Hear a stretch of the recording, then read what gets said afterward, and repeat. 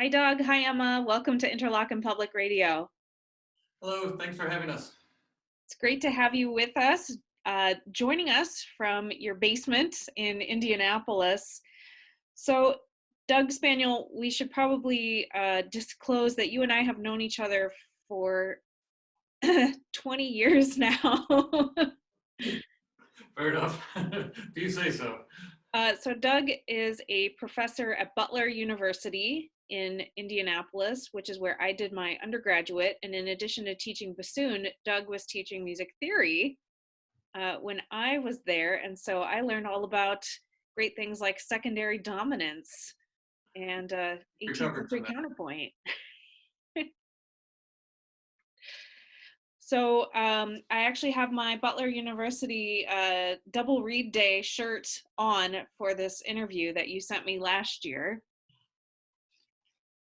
But that event didn't happen last year, right? There was snow. Yeah, it got snowed out, unfortunately. First time in 20 some years that it didn't happen. So in addition to teaching at the outstanding Butler University during the year, you also come up here to Interlochen in the summers. How long have you been coming up to Interlochen? I think my first summer was 1999. So we'd have to do the math, 20 some years. And Doug, your latest project, you and Emma are going to play an excerpt for us here. You have spent a lot of time with the works of the bassoonist Julius Weissenborn. Tell us a little bit about Weissenborn. Sure. So Weissenborn had a great career in Leipzig. He was principal bassoon of the Leipzig Gewandhaus Orchestra, which was one of the best orchestras of his day and is still one of the world's great orchestras. While he was serving as principal bassoon in Leipzig, they began the conservatory there. So he was the very first teacher at the Leipzig Royal Conservatory. And as his role as teacher, he wrote lots and lots of bassoon music. Some of it solos that he or another professional bassoonist might play, but most of what he composed for bassoon was pedagogical music for his students. And you have edited and published a number of these works of Weissenborn that were previously not available, right? Right. So he wrote a lot, and I've been working on restoring things back to the way he intended them and updating them as necessary. Most of his work was published in the 1880s, and a lot of it has been edited several times. And so some of what I've had to do is go undo the work of previous editors. Some of them deleted material, added extraneous material. So I tried to go back to Weissenborn's original plan, which was actually a really well thought out design and great teaching material. And then sometimes I've had to update things because things like new keys have been invented on the bassoon that weren't around in 1880. So it required some updating. But yeah, so I've done his method, which is a book that a beginner would use, like in their private lessons. And recently we've added a second volume to that for more advanced students. There was a set of etudes for advanced students. Most bassoonists know it as the 50 advanced studies, but it turns out that Weissenborn actually wrote 60. Oh. Published in the 1880s. The publisher, for whatever reason, omitted 10 of them. Okay. There's a little incipit of each of the 10, though. He left a thematic catalog, so I can see the first couple bars of each of those 10 lost etudes and a little description of each one. So I've tried to reconstruct those and have published that, but we now have an edition of the complete 60 advanced studies. And then the third part of the project is his works for bassoon and piano, which similarly have been published in lots of different ways and by various publishers and editors over the years. So we've now just finished a 3-volume set of his complete works for bassoon and piano. And similar to the etudes, there were 4 of these that were previously reported as lost, but it turns out the bassoon parts to those 4 survive. So I had to go back and reconstruct the lost piano parts for those 4 bassoon solos.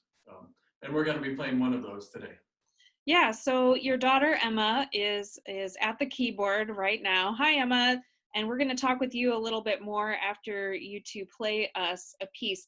So Doug, you two are going to play one of these Weissenborn pieces that you reconstructed. So you had the bassoon part. How did you go about creating or sort of reformulating the piano part that was previously lost? Right. Well, it was actually a lot of fun and kind of like solving a crossword puzzle or something, right? You have bits and pieces and you have to fill in the gaps. For this particular one, it was actually a lot of fun because in the bassoon part, there were about 4 or 5 measures where he had put piano cues in. Not the full piano part, but one voice. So I knew at least one voice of the piano part for a few bars and then filled in what I thought were the missing harmonies. I also discovered at some point that there are spots in this solo where the bassoon is playing the melody and spots in the solo where the bassoon is playing the bass line.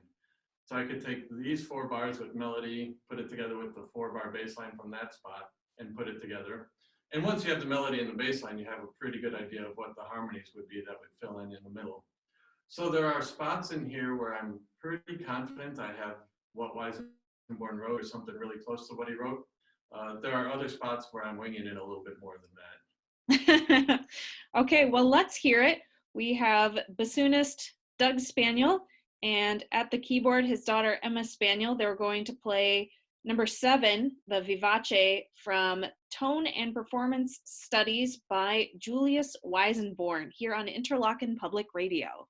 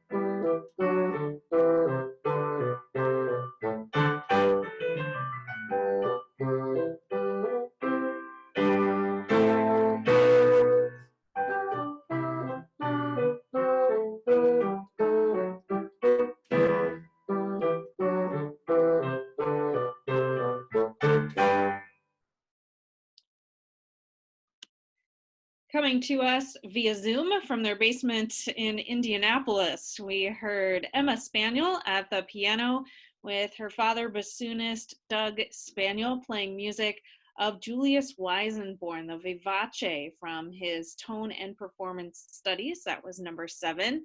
Thank you, too. Now, Doug is going to make a few alterations to his instrument while we chat. And so, Emma, you're a senior in high school. How's it going right now for you during this pandemic? Yeah, it's interesting, and I know I believe Michigan did this too. We are online school for the rest of the semester, which is kind of a bummer to happen the last bit of senior year, but I mean, obviously it's for the best.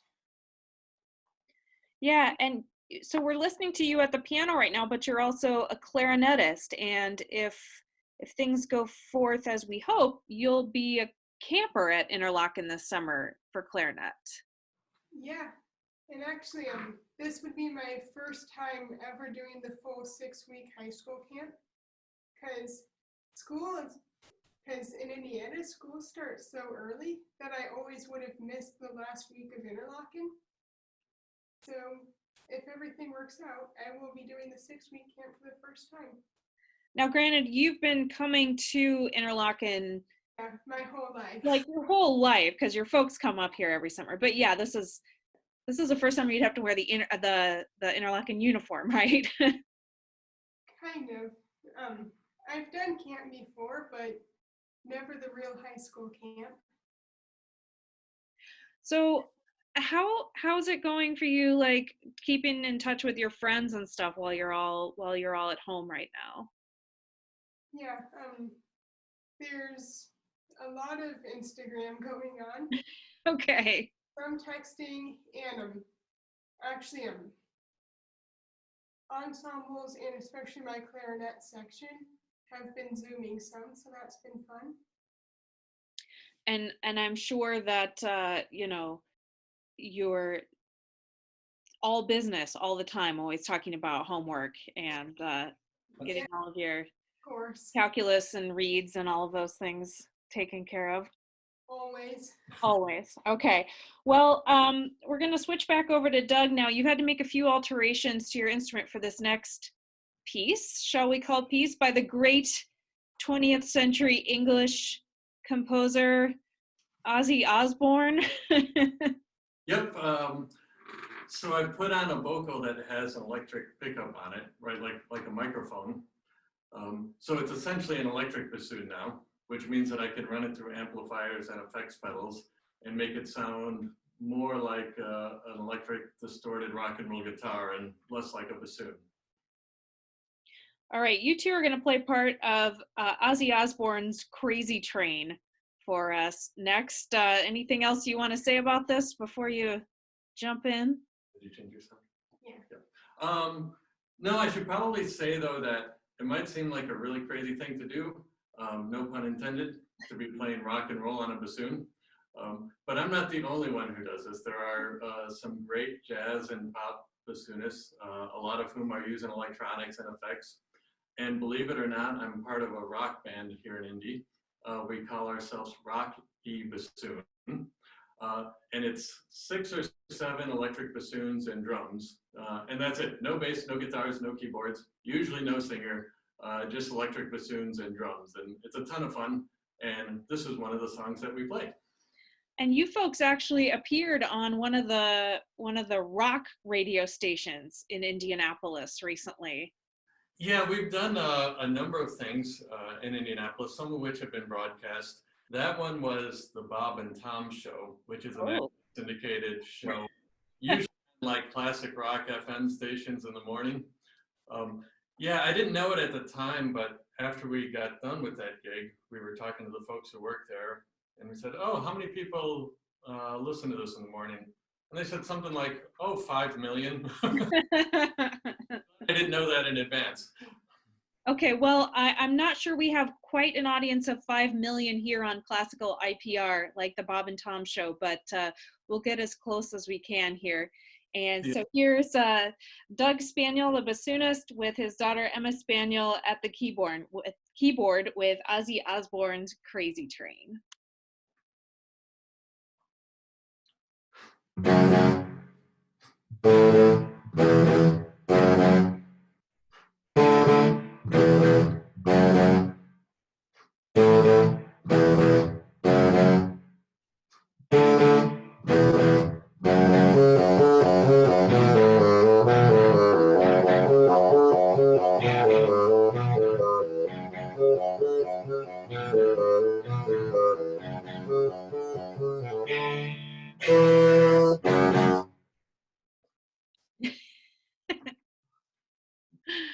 I was providing the I part there. You hopefully couldn't hear me. I think I muted for that. So we have Doug Spaniol and Emma Spaniol joining us via Zoom from their basement in Indianapolis. They played for us music of Ozzy Osbourne and Julius Weissenborn today. Hey, you two, thank you so much for joining us. Stay safe, and hopefully we'll get to see you up here in a couple of months.